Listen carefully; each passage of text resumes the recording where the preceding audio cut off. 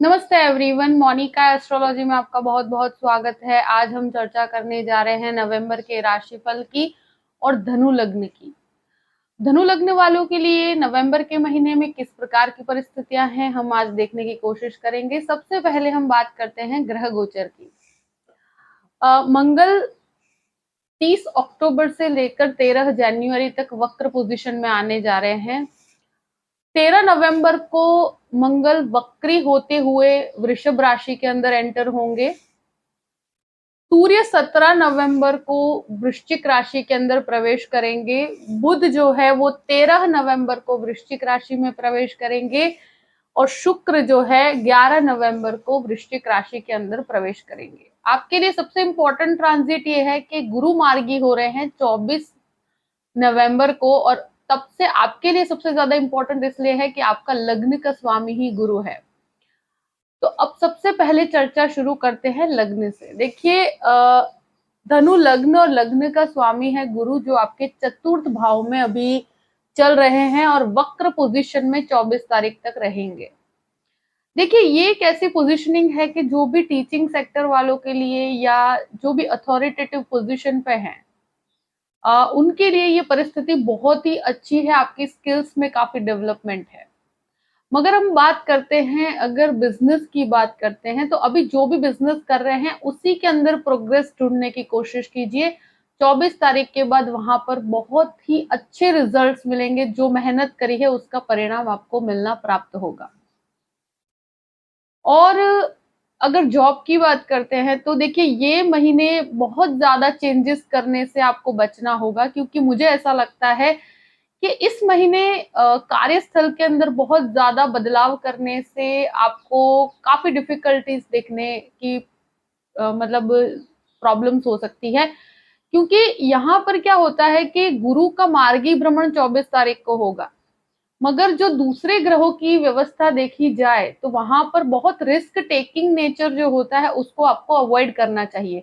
अगर आप जहां पर भी हैं वहां पर स्थित होकर कार्य करते हैं और उसी के अंदर प्रोग्रेस करने की कोशिश करते हैं, तो 24 तारीख के बाद की परिस्थितियां आपके लिए बहुत ही फेवरेबल है। अब बात करते हैं द्वितीय भाव की। द्वितीय भाव का स्वामी है शनि, और शनि मार्गी हो चुके हैं, एक बहुत ही अच्छी बात है। अब इन्वेस्टमेंट काफी कहते हैं ना लॉन्ग टर्म के होंगे। सेविंग्स जो काफी समय से आप करना चाहते थे, हो नहीं पा रही थी, अब उसके अंदर सेविंग्स में बढ़ोतरी होगी। एक चीज मैं कहूंगी कि फैमिली मैटर अगर कोई भी सॉर्ट आउट नहीं हो पा रहा था, तो वहां पर भी अब चीजें आप बात कर कर सॉल्व कर पाएंगे। आपकी चीजों को लोग समझ पाएंगे और ये चीजें डेफिनेटली होंगी। और शनि का मार्गी भ्रमण लोगों के अंदर जो भी कंफ्यूजन थे, आप लोगों के मन में जो भी असमंजस की स्थिति थी, फैमिली मैटर के अंदर कोई प्रॉपर्टी मैटर है, तो वहां पर इन चीजों को आप बैठकर सॉर्ट आउट कर पाएंगे। अपनी वाणी के अंदर मिठास रखिएगा, क्योंकि यहाँ पर बहुत कहते हैं ना, व्यक्ति बहुत जस्टिस के पीछे लड़ाई करता है, तो ऐसी चीजें मत कीजिएगा। बहुत शांति से बात कीजिए, तो यहाँ पर आपको डेफिनेटली रिजल्ट्स पॉजिटिव मिलेंगे। जो भी इन्वेस्टमेंट करेंगे बहुत अच्छे होंगे। इवन किसी से आप पैसे आपने दिए हुए हैं वापस प्राप्त करना चाहते हैं, तो ये समय आपके लिए काफी फेवरेबल है। अब बात करते हैं तृतीय भाव की। तृतीय शनि बनकर आपके सेकंड हाउस में अब मार्गी है। भाई बहनों के साथ संबंधों में अभी भी इतने सुधार मैं नहीं कहूंगी, क्योंकि यहाँ पर क्या होता है कि एक चीज मैं जरूर कहूंगी कि जब भी ऐसी स्थिति आती है कि जहां पर सुधार की बात हो, कोई चाइल्डहुड फ्रेंड्स के साथ भी है, पहले से परिस्थितियां बेहतर तो होंगी, मगर पूरी तरह के से जो कहते हैं ना, पूरी तरीके से आपको अगर कोई मैटर में, कोई भी बातचीत में लड़ाई झगड़े की स्थिति होती है, तो वहां पर सॉल्यूशंस तो निकल पाएंगे 50% तक। थोड़ी सी कड़वाहट रहने की संभावना अभी भी है, तो उसको हम ठीक नहीं कर पाएंगे। मगर इतनी जरूर कहूंगी कि हो सके तो डिस्प्यूटेड स्थिति से दूर रहिएगा। कोई भी बदलाव है तो वहां पर बहुत बड़े रिस्क लेना आपके लिए अभी सही नहीं है। यानी कि अभी ऑलरेडी बहुत अच्छा जॉब चल रहा है और उसको क्विट करके या छोड़कर आप नए जॉब की तरफ जाते हैं, तो वहां पर थोड़ा आपको प्रॉब्लमेटिक सिचुएशन हो सकती है। अगर बहुत ही रिक्वायरमेंट है और जॉब की परिस्थिति बदलने की स्थिति आती है, तो उसे 24 तारीख के बाद की परिस्थिति आपके लिए अच्छी है। तब तक कहूं कि अगर ऑलरेडी वहां पर आप जहां पर भी है वहीं पर आपके अपने स्किल्स को डेवलप करके वहीं पर ग्रोथ करने की कोशिश करिए तो बहुत ज्यादा अच्छा रहेगा। टेक्निकली जो लोग जुड़े हुए हैं, टेक्निकल डिपार्टमेंट के साथ जो लोग जुड़े हुए हैं, उनके लिए काफी अच्छी परिस्थिति है।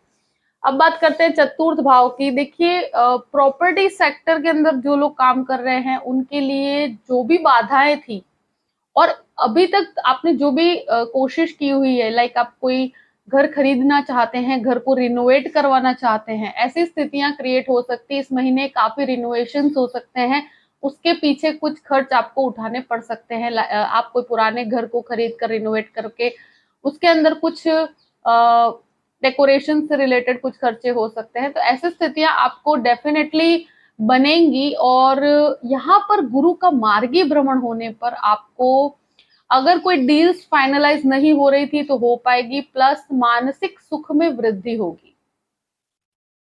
इस महीने फिर भी मैं कहूंगी कि पहले से काफी बेटर परिस्थिति है, माता के स्वास्थ्य में भी काफी सुधार है और यहाँ एक स्थिरता आप महसूस करेंगे, क्योंकि जो अस्थिरता आपको लग रही थी पहले, अब उसके अंदर धीरे धीरे आप स्थिरता की तरफ आगे बढ़ेंगे। डिसीजंस काफी प्रोमिनेंट रहेंगे। आप इवन लोगों के साथ जुड़कर कार्य कर पाएंगे, लोगों की प्रॉब्लम्स को सॉल्यूशन की तरफ ले जा पाएंगे। ऐसी चीजों में भी, लाइक कंसल्टिंग रिलेटेड कार्यों में भी ये जो वक्री गुरु है आपको काफी हेल्प करेगा। अब बात करते हैं पंचम भाव की। पंचमेश मंगल है और शुरुआत में मंगल की स्थिति ऐसी बनती है कि जहां पर मंगल आपके 7th हाउस में है और 12 तारीख के बाद मंगल आपके 6th हाउस में चले जाएंगे, यानी कि पंचमेश होकर पहले तो 7वें घर में और उसके बाद 6th हाउस के अंदर। यहाँ राहु के अंदर मैं एक ही चीज कहूंगी कि स्टूडेंट्स काफी डिस्ट्रैक्शंस हो सकते हैं, प्लस राहु के वजह से व्यक्ति एजुकेशन के अंदर बहुत ज्यादा ध्यान न देते हुए लव अफेयर्स के अंदर पड़ जाता है। तो ऐसी स्थितियों से खुद को बचा के रखना चाहिए। और अगर मैरिज करना चाहते हैं तो 12 तारीख तक की स्थितियां फिर भी मैं कहूंगी कंफर्ट जोन में है। उसके बाद अगर कोई भी लव रिलेशनशिप के अंदर है तो वहां पर डिस्प्यूटेड स्थिति 12 तारीख के बाद क्रिएट हो सकती है। इवन ब्रेकअप्स की परिस्थितियां भी ऐसी स्थिति में मैंने देखी है, तो ध्यान रखिएगा। दूसरी चीज, यहाँ जो मंगल है वक्र स्थिति में चलने वाला है, ये मैं पहले भी कहा है कि 30 तारीख से वक्री होगा मंगल।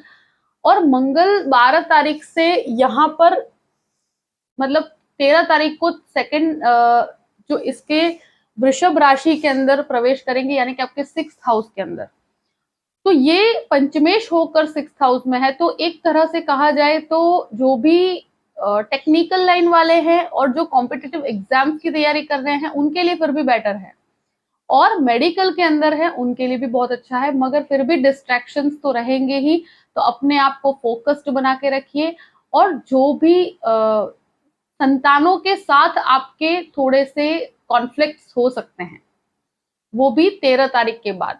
तो इस चीज के अंदर अगर विचारों में मतभेद होते हैं तो बहुत शांति बना के रखिएगा, क्योंकि यहाँ पर व्यक्ति काफी रिबेलियस हो जाता है, यानी दोनों के विचार नहीं मिल पाते हैं। तो ऐसी स्थितियां क्रिएट होती है। अगर आप संतान प्राप्ति की भी इच्छा रखते हैं तो 13 तारीख के बाद आपको अपने स्वास्थ्य का बहुत ध्यान रखना पड़ेगा। और शेयर मार्केट के अंदर भी इन्वेस्टमेंट करते हैं तो 12 तारीख तक आप कर सकते हैं। उसके बाद बहुत ही कैलकुलेटिव होकर कीजिएगा, क्योंकि यहाँ बहुत बड़ी गलतियां होती है। राहु ऑलरेडी 5वें घर में चल रहा है, तो लोगों के बहकावे में आके बहुत बड़े इन्वेस्टमेंट से आपको बचना चाहिए। 12 तारीख तक फिर भी परिस्थितियां बेटर है, उसके बाद आप थोड़ा सा ध्यान रख के चलिएगा और कैलकुलेट करके उसके बाद इन्वेस्टमेंट कीजिए, तो घबराने वाली स्थिति नहीं है।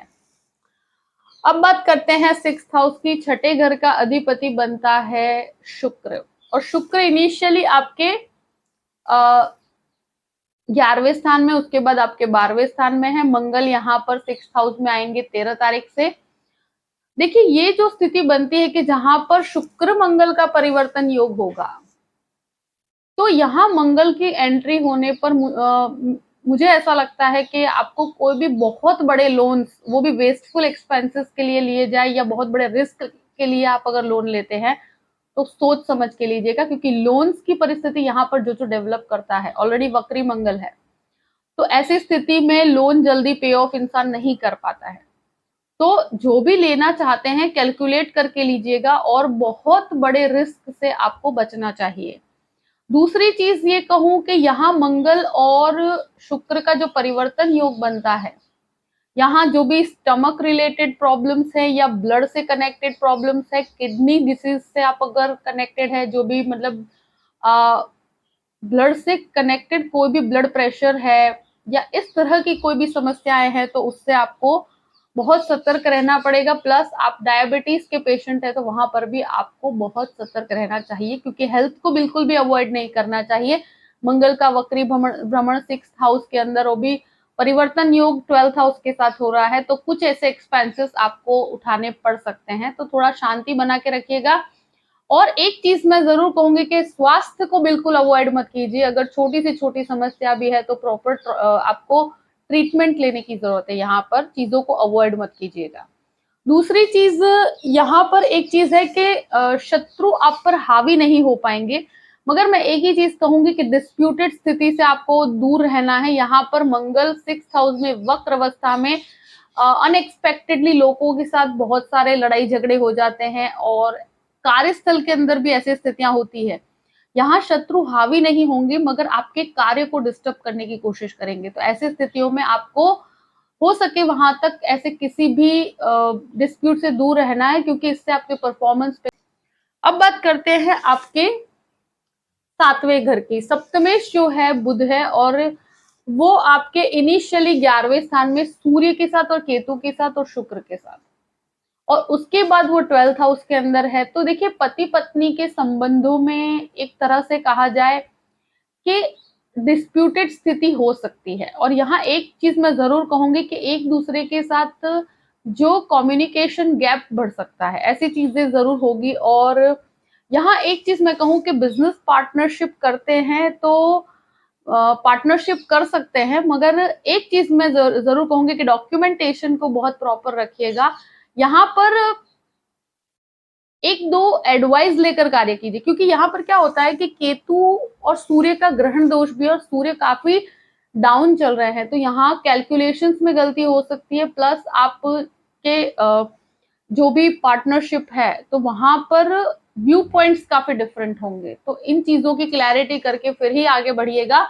बाकी एक तरह से कहा जाए आपके लिए लाभ स्थान के अंदर ही बैठा है बुध इनिशियली, और उसके बाद 12th हाउस में, तो फॉरेन लैंड से कनेक्टेड कोई भी बिजनेस कर रहे हैं तो वहां पर आपको काफी अच्छा फायदा है। जो लोग आईटी प्रोफेशन में है, खाने पीने के व्यापार में है, तो उनके लिए बहुत अच्छी परिस्थिति है। मगर जो भी परिस्थिति होगी उसी के अंदर डेवलपमेंट करना है, अभी बहुत ज्यादा बड़े रिस्क को लेने का समय नहीं है, क्योंकि रिजल्ट्स में थोड़ी कमी रहेगी, क्योंकि अभी ग्रहण दोष आपके 11वें स्थान में निर्मित हो रहा है, जो लाभ में थोड़ी कमी करता है। और उसके बाद भी जो परिस्थिति है वहां पर सूर्य 12th हाउस में ही है, तो अकारणीय कोई बहुत बड़े रिस्क से आपको अभी बचना चाहिए। अब बात करते हैं अष्टम भाव की। अष्टम भाव में गुरु का पूर्ण रूप से भ्रमण, जिस तरह से मतलब कि गुरु की दृष्टि है, और अब 24 तारीख के बाद मार्गी होगी, प्लस शनि की भी दृष्टि है, तो यहाँ पर अनएक्सपेक्टेडली काफी गेन्स होंगे। अगर कोई प्रॉपर्टी मैटर है, काफी समय से आप सोच रहे हैं कि कुछ सॉर्ट आउट हो पाए और उसमें आपको बहुत अच्छे लाभ प्राप्त हो, तो यहाँ पर 24 तारीख के बाद आपको अनएक्सपेक्टेडली प्रॉपर्टी से कनेक्टेड कुछ लाभ हो सकते हैं। प्लस आप कुछ नई चीजें सीखना चाहते हैं रिसर्च ओरिएंटेड या आईटी क्षेत्र के अंदर, तो वहां पर भी आपको काफी डेवलपमेंट होगा। फॉरेन लैंड से कनेक्टेड कोई भी कार्य आपका अटक रहा है तो वो 24 तारीख के बाद कंप्लीट होने की संभावना है, और पॉजिटिविटी आपको डेफिनेटली प्राप्त होगी।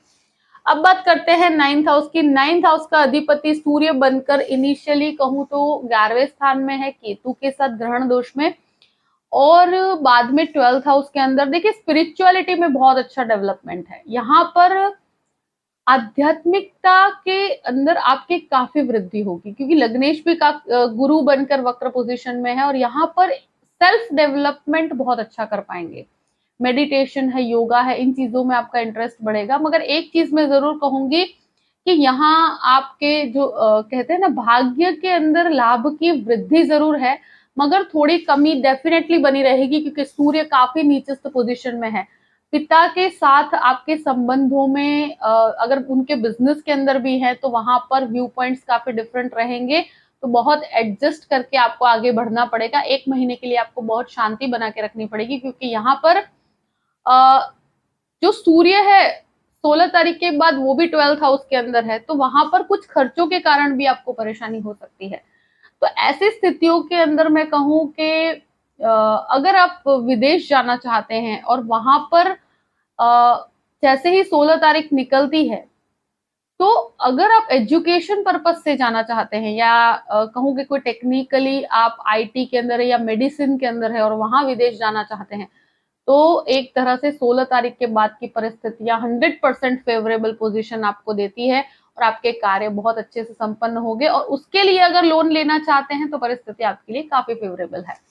अब 10th हाउस की बात करते हैं। 10th हाउस का अधिपति जो है बुध बनकर 11वें स्थान में, उसके बाद वो 12वें स्थान में है। देखिए जो 10वें घर का अधिपति है वो बुध है, और भले ही वो आपके एक तरह से कहा जाए कि लाभ स्थान में बैठा है, मगर वो सूर्य केतु के साथ है और एक ग्रहण दोष के अंदर है, तो इस वजह से लाभ में थोड़ी कमी रहेगी। मगर ये समय ऐसा है कि जहां पर किया हुआ कार्य आपको डेफिनेटली रिजल्ट देगा, मगर यहाँ सेल्फ ग्रोथ की तरफ आपको ज्यादा इंपॉर्टेंस देनी पड़ेगी। उसके बाद वो 12th हाउस में है, तो यहाँ कोई बहुत बड़े रिस्क टेकिंग डिसीजंस और बहुत बड़े चेंजेस को आगे से अवॉइड एक तरह से करना चाहिए। बाकी अगर आप बहुत समय से जॉब का कोशिश कर रहे हैं, जॉब के लिए ट्राई कर रहे हैं, तो 24 तारीख के बाद आपके लिए बहुत ही बेटर परिस्थिति क्रिएट होगी और आपको रिजल्ट्स मिलना शुरू होंगे और एक अच्छी अपॉर्चुनिटी भी आपको प्राप्त होगी। तो एक तरह से बहुत अच्छी स्थिति है। जो भी लोन डिपार्टमेंट में कार्य कर रहे हैं उनके लिए बहुत अच्छा है, प्लस एक तरह से फाइनेंस संबंधित भी कार्य करते हैं उनके लिए भी बहुत अच्छी परिस्थिति है। अब बात करते हैं आपके 11वें स्थान की। 11वें स्थान में शुक्र पहले स्वग्रही पोजीशन में, उसके बाद 12th हाउस के अंदर है। तो यहाँ पर मैं एक चीज कहूँ कि लाभ स्थान में ही ग्रहण दोष निर्मित हो रहा है, तो 16 तारीख के बाद आपके कार्य के अंदर बहुत वृद्धि है। आपके बिजनेस पॉइंट ऑफ व्यू से भी आपको काफी अच्छे रिजल्ट्स होंगे। स्टूडेंट्स जो डिस्ट्रैक्शन का सामना कर रहे हैं, तो 16 तारीख के बाद आपके अंदर काफी सुधार होगा।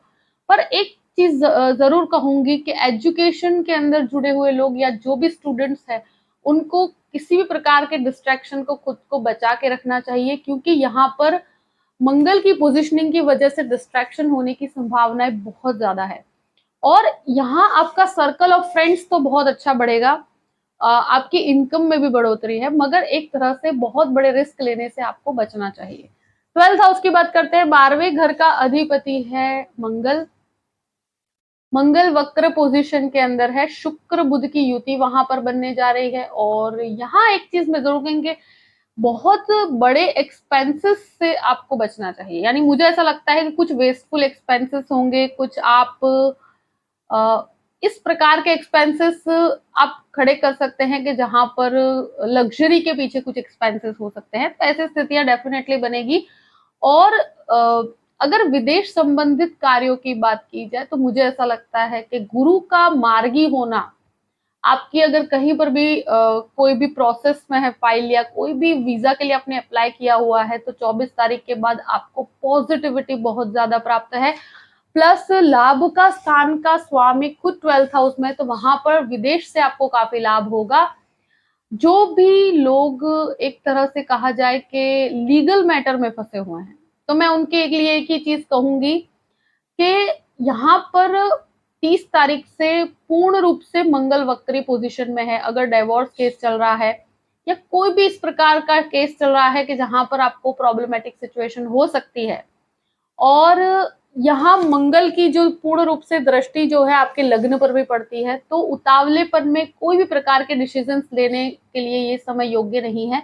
अपनी वाणी पर बहुत संयम रखिएगा लीगल मैटर के अंदर, और बहुत शांति बना के रखिएगा, क्योंकि वहां पर प्रॉब्लम्स हो सकती है। और देखिए एक चीज मैं जरूर कहूंगी कि मंगल जैसे ही परिवर्तित होता है 13 तारीख के बाद, तो पहले भी वो आपके लग्न को देख रहा है, उसके बाद भी वो आपके लग्न को देख रहे हैं। तो यहाँ आपके स्वभाव के अंदर एक तरह से उतावलापन नहीं होना चाहिए, क्योंकि कहीं कुछ चीजों में आपको डिलेज महसूस होंगे, मगर वक्री मंगल की ये दृष्टि की वजह से इंसान कभी-कभी बहुत उतावलापन करता है, तो वहां पर आपको शांति बना के रखनी होगी। आपको रिजल्ट्स डेफिनेट प्राप्त होंगे, मगर थोड़ा-सा आपको उसके अंदर वेटिंग करना पड़ सकता है।